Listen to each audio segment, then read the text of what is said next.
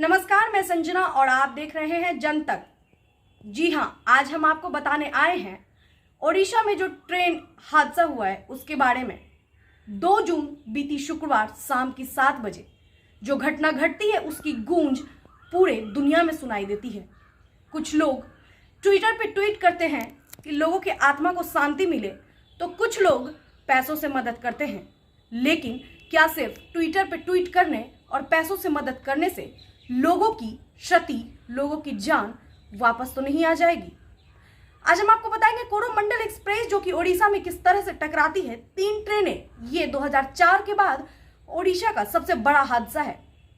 आपको बताते चले कि कोरोमंडल एक्सप्रेस मालगाड़ी से टकरा जाती है और उसके सारे फरकच्चे उड़ जाते हैं डब्बे के।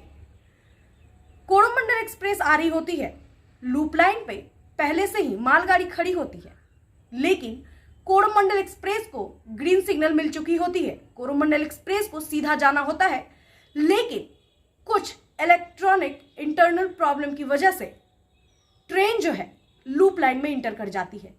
कोरोमंडल ट्रेन लूप लाइन में इंटर कर जाती है जहां पहले से ही मालगाड़ी खड़ी होती है, जिसकी वजह से कोरोमंडल ट्रेन मालगाड़ी से टकरा जाती है और उसके आगे के 3 बोगी तो समझो ऐसे खत्म होते हैं जैसे सेकेंड में किसी की जिंदगी खत्म हुई हो, और यही होता भी है।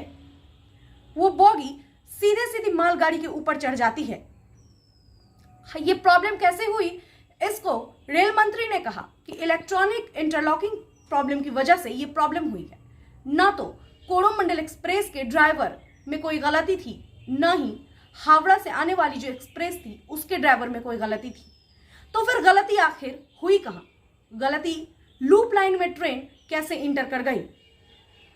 इस पे रेल मंत्री ने जवाब देते हुए कहा कि इलेक्ट्रॉनिक इंटरलॉकिंग प्रॉब्लम की वजह से ये गलती हुई है। आपको बताते चले, इसमें कई लोगों ने अपनी जान गंवा दी, कितने लोग अभी भी घायल हैं, कितने लोगों ने अपना पूरा का पूरा परिवार खो दिया। हालांकि सरकार ने मुआवजा तो दिया है, लेकिन क्या मुआवजाओं से जान लौट के आएगी? नहीं। आपको बताते चले कि जिस वक्त ये हादसा हुआ उस वक्त किसी को ये पता नहीं था कि ये हादसा ऐसा हो जाएगा। इतना बड़ा हादसा होने के बाद लोगों के जहन से डर नहीं हट रहा। हालांकि कोरोमंडल एक्सप्रेस के टकराने के बाद, इन तीनों ट्रेनों के टकराने के बाद दूसरे तीसरे रोज शाम के 7 बजे फिर से उसी जगह पे ट्रेन की चेकिंग हुई। फिर से उसी पटरी पर ट्रेन को दोहराया गया, चेक किया गया कि क्या अब वो पटरी ठीक है। लेकिन अगले ही रोज खबर सुनने को मिलती है कि फिर एक मालगाड़ी ओडिशा में पलट जाती है। हालांकि लगातार बार बार ट्रेन की ये पलटती घटना, टकराती घटना सुनकर लोग शक में हैं। लोगों का कहना है क्या ये कोई साजिश है या फिर ये सच में इंटरलॉकिंग प्रॉब्लम की वजह से हो रही है। आपको बताते चले ये जो घटना है एकदम दयनीय है। इस घटना को लेकर देश भर से लोगों का ट्वीट आ रहा है। विराट कोहली ने भी 30 करोड़ की मदद की। आपको बताते चले कई ऐसे लोग हैं जिन्होंने मदद के नाम पर पैसों से मदद किया है, लेकिन उन परिवार की जिंदगियां कभी नहीं लौट सकती जिनकी जिंदगियां इन ट्रेन हादसे में चली गई। आपको बता दें, नरेंद्र मोदी खुद ट्रेन हादसा जहां हुआ था वहां पहुंच के जायजा लिया उन्होंने। वहीं ममता बनर्जी का बयान था कि सरकार जो है आंकड़ा छुपा रही है ताकि उन्हें मुआवजा ना देना पड़े। 500 से ज्यादा लोग मरे हैं, ज्यादा लोग घायल हुए हैं, ज्यादा लोगों को मुआवजा न देना पड़े, इसकी वजह से सरकार जो है आंकड़ाएं बार बार छुपा रही है। ये सरकार अपनी सत्ता खेलने में लगी हुई है। बार बार ममता बनर्जी का बयान निकल के आ रहा था। आपको बता दें, इस वक्त अगर सबसे ज्यादा जरूरत है तो सबको एकजुट होकर के लोगों की मदद करने की जरूरत है, ना कि सरकार में बैठकर, सत्ता पे बैठकर सत्ता के लिए लड़ना, कुर्सी के लिए लड़ना ये ज्यादा जरूरी नहीं रखता।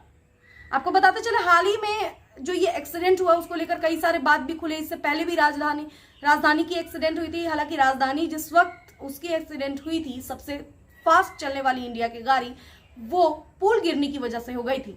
जब पुल का निर्माण हुआ था उस वक्त ही पुल बहुत कमजोर बनाई गई थी। पुल निर्माण के वक्त जब पुल कमजोर बनी उस वक्त शिकायत दर्ज की गई, लेकिन पुल निर्माताओं ने उस पर कोई एक्शन नहीं लिया। एक्शन तब लिया गया जब राजधानी एक्सप्रेस की एक्सीडेंट हो गई। जब राजधानी एक्सप्रेस पुल में गिर जाती है, पुल टूटने की वजह से, उस वक्त भी चेकिंग की जाती है। बाद में कई दिनों के बाद उसके बाद उस पुल की सर्वेक्षण, निर्वेक्षण सारे चीज किए जाते हैं तब जाकर के पता चलता है कि पुल टूटने की वजह से ये दुर्घटना घटी थी। उसी के बाद कालिंदी एक्सप्रेस और पुरुषोत्तम एक्सप्रेस की टक्कर हो गई थी। उस वक्त कालिंदी एक्सप्रेस के चपेट में उसके वजह से पुरुषोत्तम एक्सप्रेस भी टकरा गई। 3 बज रही थी सुबह। लोगों ने सोचा भी नहीं होगा, जब वो सो रहे होंगे किसी ने ऐसा सोचा भी नहीं होगा कि उनकी जान चली जाएगी, वो अब नहीं इस दुनिया में रहेंगे। उस वक्त भी रेलवे कर्मचारियों की गलती थी। इस वक्त जब सारी चीजों की चेकिंग हो रही है तो बताया जा रहा है इलेक्ट्रॉनिक इंटरलॉकिंग की प्रॉब्लम है।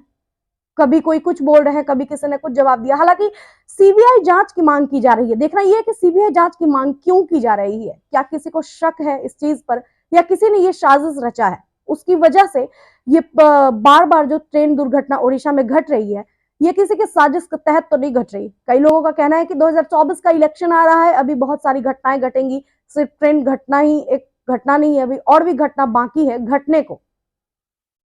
इस तरह की बातें लोग कर रहे हैं। आपको बता दे चले, इस हादसे को लेकर जो है लोग बहुत सहम गए हैं, सफर करने से डर रहे हैं। बात तो वही है, सफर हमने तय की थी लेकिन सफर अधूरी रह गई, मंजिल तक पहुंचना मुश्किल हो गया। धन्यवाद हमारे वीडियो में बने रहने के लिए, हमारे वीडियो को देखने के लिए धन्यवाद। हमारे वीडियोस को लाइक करें, हमारे चैनल को सब्सक्राइब करें। मिलते हैं अगले वीडियो में, तब तक के लिए नमस्कार।